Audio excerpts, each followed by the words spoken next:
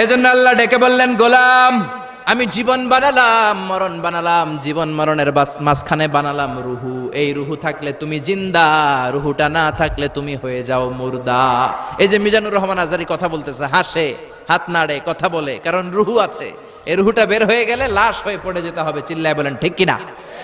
মক্কার কাফিররা বলল, আব্দুল্লাহর বেটা মুহাম্মদ, রুহু কাকে বলে আমাদের বলো।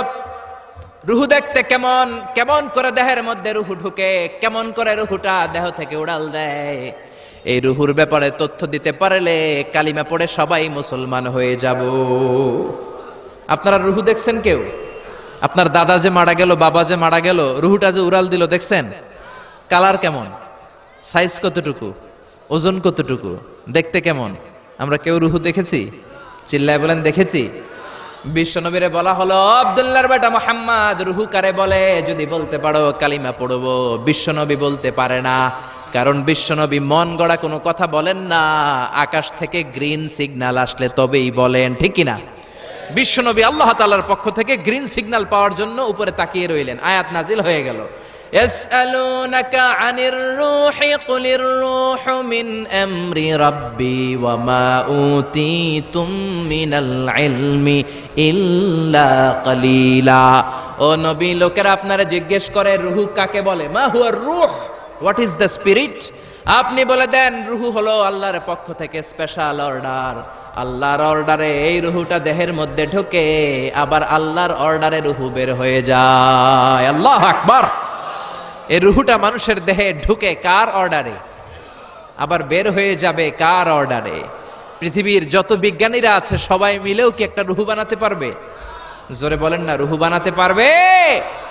আল্লাহ চ্যালেঞ্জ করে বললেন, ওমা উতীতুম মিনাল ইলমি ইল্লা কালিলা, তোমাদেরকে একেবারে যত সামান্য কিঞ্চিত জ্ঞান দিয়ে আমি তৈরি করেছি, তোমাদের এই লিমিটেড জ্ঞান দিয়ে রুহু বানানো যাবে? ইউনাইটেড স্টেটস অফ আমেরিকা একজন মেডিকেল সায়েন্টিস্ট এই চ্যালেঞ্জ গ্রহণ করলো। সে চ্যালেঞ্জ গ্রহণ করে বলল, আমি রুহু বের করে ছাড়বো। কি বের করব? রুহু। আমেরিকার ওই মেডিকেল সায়েন্টিস্ট সে চ্যালেঞ্জ করে বলল, আমি রুহু বানাবো। কি বানাবো? উত্তর দিতে হবে কিন্তু, কি বানাবো? রুহু বানাবো। কেমন করে রুহু বের হয় এটা আবিষ্কার করে আমি নোবেল প্রাইজ জিতবো, নোবেল লরেট হব। 7 বছর সে গবেষণা করলো মুমূর্ষু রোগীদের নিয়ে। মুমূর্ষু রোগী নিয়ে বসে থাকে, কখন রুহুটা বের হবে, রুহু ধরার জন্য বসে থাকে। কিন্তু 7 বছরে হাজার হাজার মুমূর্ষু রোগীর দেহ থেকে রুহু উড়াল দিছে, কিন্তু রুহু ধরতে পারে নাই। সুবহানাল্লাহ কইবেন না? আচ্ছা, এইবার তার মাথায় একটা চিন্তা আসলো, না এই পন্থায় হাঁটলে তো হবে না, আমি একটা কাজ করি, বুলেট প্রুফের গ্লাস দিয়ে একটা ছোট্ট গ্লাসের রুম বানাই, ওই গ্লাসের ভেতরে মুমূর্ষু রোগী ঢুকায় দিব। বুলেট প্রুফ চিনেন তো? মানে গুলি মারলেও গুলি ঢুকবে না। আমাদের মাননীয় প্রধানমন্ত্রী, রাষ্ট্রপতি মহোদয়, ওনারা যে গাড়িগুলো চালায় এগুলো কিন্তু বুলেট প্রুফ, জানেন? গুলি মারলে গুলি ঢুকে না।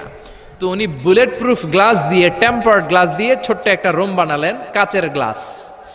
উনি মনে মনে ভাবলেন, মুমূর্ষু রোগী যদি এই কাচের গ্লাসের ভেতরে ঢুকাই, যেহেতু বুলেট প্রুফ, কিছু ঢুকেও না, বাইরে হয় না, রুহু বাইরেবো কেমনে দেখি। তো কাচের গ্লাস বানিয়ে তার টিমের সবাইকে বলল, আইসিইউ থেকে একটা মুমূর্ষু রোগীকে ধরে আনো, আজকে আমি রুহু ধরে ছাড়ুম। তো মুমূর্ষু রোগীকে আনা হয়েছে ইন্টেনসিভ কেয়ার ইউনিট থেকে, তাকে কৃত্রিম অক্সিজেন দিয়ে লাইফ সাপোর্টে রাখা হয়েছে। মেডিকেল টিমের প্রধান বলে, এই লোকটারে এই বুলেট প্রুফ গ্লাসের যে ছোট্ট রুম, এটার ভিতরে ঢুকানোর আগে চেক হিজ বিপি, তার বিপি মাপ, ব্লাড প্রেশার মাপ। তো মেপে দেখে ঠিক আছে। ওজন মাপ, বলে ওজন মাপা হলো, ওজন হচ্ছে 80 কেজি, 80 কিলোগ্রাম। কত কেজি? 80। সবাই বলেন কত কেজি? 80 কেজি। এবার মেডিকেল টিমের প্রধান বলে, মুমূর্ষু রোগীটার ভিতরে ঢুকিয়ে দে। ঢুকানো হলো।